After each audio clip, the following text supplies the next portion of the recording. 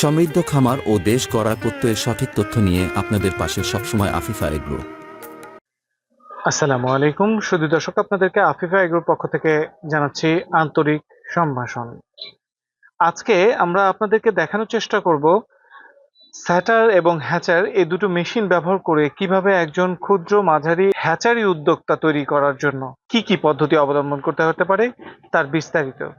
দর্শক, আমাদের সামনে রয়েছে দুটি মেশিন। তার মধ্যে সামনে প্রথম যে মেশিনটি রয়েছে সেটি একটি স্যাটার মেশিন, পরের মেশিনটি একটি হ্যাচার মেশিন। তো আসুন আমরা একটু জানার চেষ্টা করি স্যাটার এবং হ্যাচার এই দুটোর মধ্যে আসলে পার্থক্য কি এবং কোনটি কি কাজে ব্যবহার হয়।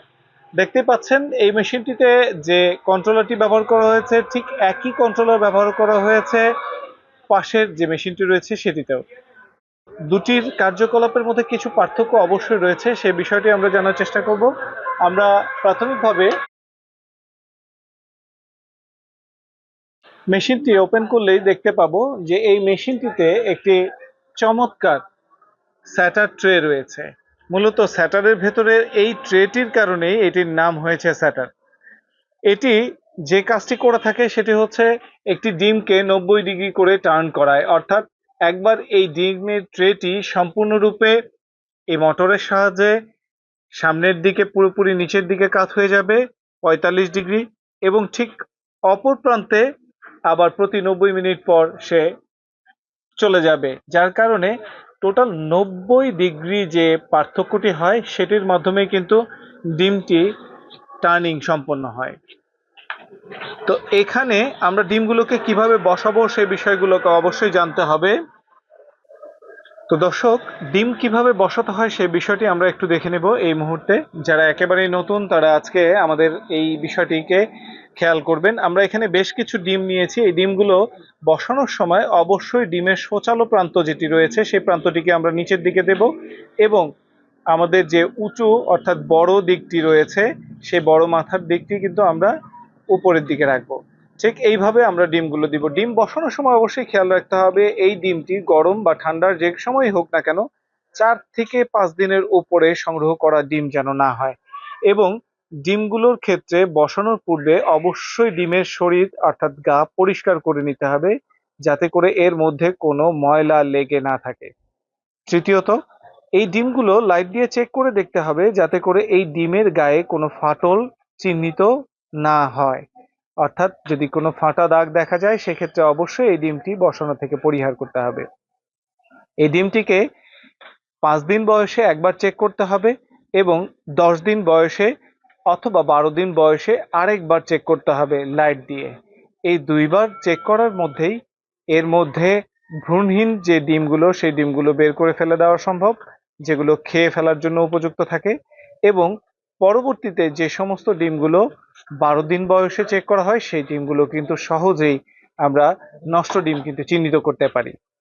অবশ্যই এই ডিমগুলো যখনই বসানো এবং বের করার জন্য চেক করানো হবে, এই ক্ষেত্রে অবশ্যই অত্যন্ত সাবধানতার সাথে অবশ্যই এই ডিমগুলোকে ট্রেটি সহ বের করতে হবে, এবং আবার প্রয়োজনে এই ডিমগুলোকে চেক করার পরে আবার একইভাবে ডিমগুলোকে ট্রেতে প্রবেশ করে রাখতে হবে। এতে করে ডিমগুলো কিন্তু কোনো ধরনের আঘাত পাওয়ার সুযোগ থাকবে না, অর্থাৎ এর কারণে ডিম ফেটে যাওয়ার সম্ভাবনা একেবারেই থাকবে না। স্যাটার্ন মেশিনটিতে আমাদেরকে ডিম বসানোর পূর্বে এই সমস্ত লাইটের যে বাল্বগুলো রয়েছে এগুলো আসলে হিটার হিসেবে ব্যবহার করা হয়। কোনো কোনো মেশিনগুলোতে কিন্তু সরাসরি রড হিটার ব্যবহার করা হয়। সেক্ষেত্রে আপনি অবশ্যই এগুলোতে 100 ওয়াটের বাল্বগুলো ব্যবহার করবেন। শীতের সময়ে তাপ যদি অত্যন্ত কম হয়ে থাকে সেই ক্ষেত্রে দু একটি বাল্ব পরিবর্তন করে 200 ওয়াটের বাল্ব ব্যবহার করতে পারেন।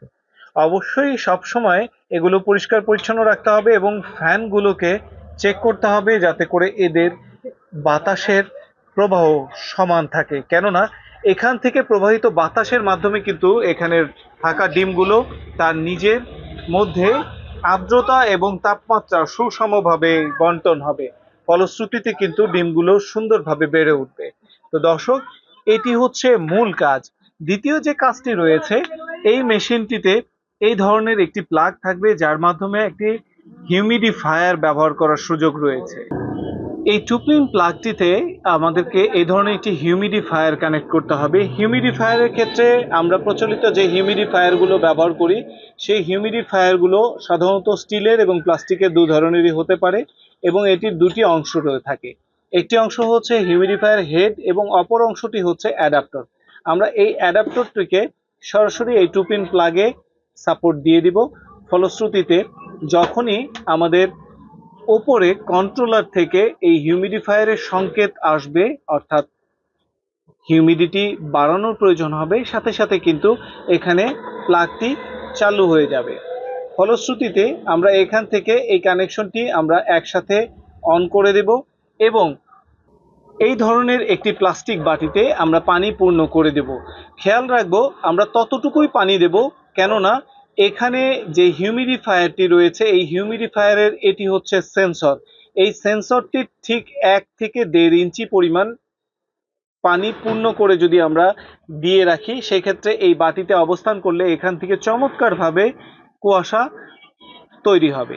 এই কুয়াশার মাধ্যমে কিন্তু আর্দ্রতাটি নিয়ন্ত্রণ হবে।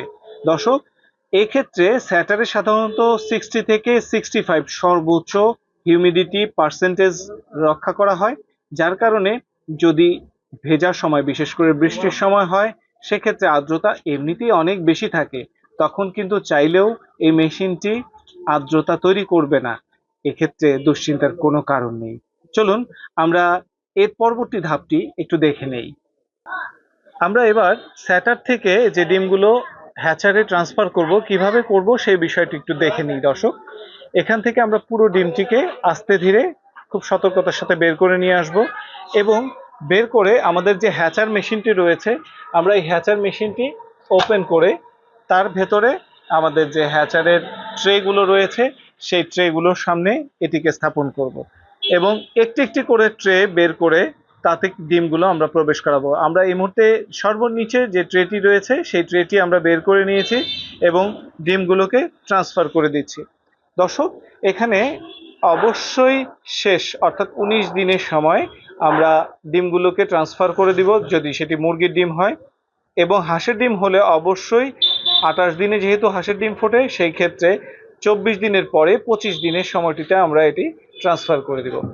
অবশ্যই সেই সময় ডিমগুলো চেক করে আমরা ট্রান্সফার করব, কেননা এই সময়টিতে অনেক ডিম নষ্ট হয়ে গিয়ে থাকে।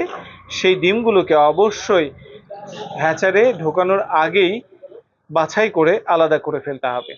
হ্যাচারের ক্ষেত্রে যে বিষয়টি সবসময় খেয়াল রাখতে হবে, হ্যাচারের তাপমাত্রা সবসময় রাখতে হবে 37.7 এবং এর ভেতরে যে লাইট এবং ফ্যানগুলো সেটি কিন্তু স্যাটারের তুলনায় হ্যাচারে অনেক বেশি স্পিডের প্রয়োজন হয়, কারণ এখানে অনেক বেশি আর্দ্রতার প্রয়োজন হয়।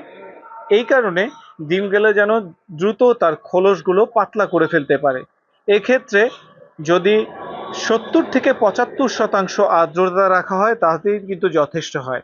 এক্ষেত্রে আমাদের এই ডিমগুলোতে আমরা যখন হ্যাচারে ডিমগুলো ট্রান্সফার করে ফেলবো, এরপরে কিন্তু ডিমগুলোতে কোনো ধরনের নাড়াচাড়া দেওয়ার সুযোগ নেই এবং নাড়াচাড়া দেওয়ার প্রয়োজন হবে না। শুধুমাত্র যখন বাচ্চা ফুটে বের হতে শুরু করবে ঠিক সেই সময়টিতে আমরা কিন্তু এই ডিমগুলোর থেকে আলাদা করে ট্রেগুলো টান দিয়ে বের করে তার ভেতর থেকে যে খোলসগুলো বাচ্চা ছাড়া সেগুলোকে বাইরে ফেলে দিব এবং বাচ্চাগুলোকে 6 থেকে 8 ঘন্টা পর্যন্ত এই হ্যাচার ট্রেতেই আরও অতিরিক্ত আমরা রেখে দিব। এই পদ্ধতি অবলম্বন করলে এবং স্যাটারের ন্যায় হ্যাচারেও কিন্তু পানির পাত্র এবং হিউমিডিফায়ার প্রবেশ করিয়ে কিন্তু আর্দ্রতা রক্ষা করব এবং এখানকার আর্দ্রতা আপনাদেরকে কিছুক্ষণ আগেই যেটি বলা হয়েছে 75% যদি রাখা হয় সেই ক্ষেত্রে সবচাইতে ভালো রেজাল্ট পাওয়া যায়। অবশ্যই প্রতিবার হ্যাচিংয়ের পরে পুরো মেশিনটি বন্ধ করে ভালো করে পরিষ্কার পরিচ্ছন্ন করে নেবেন, তাহলে আপনার সর্বোচ্চ রেজাল্ট পাওয়া কিন্তু সম্ভব এই ধরনের একটি স্যাটার এবং একটি হ্যাচার মেশিনের মাধ্যমে।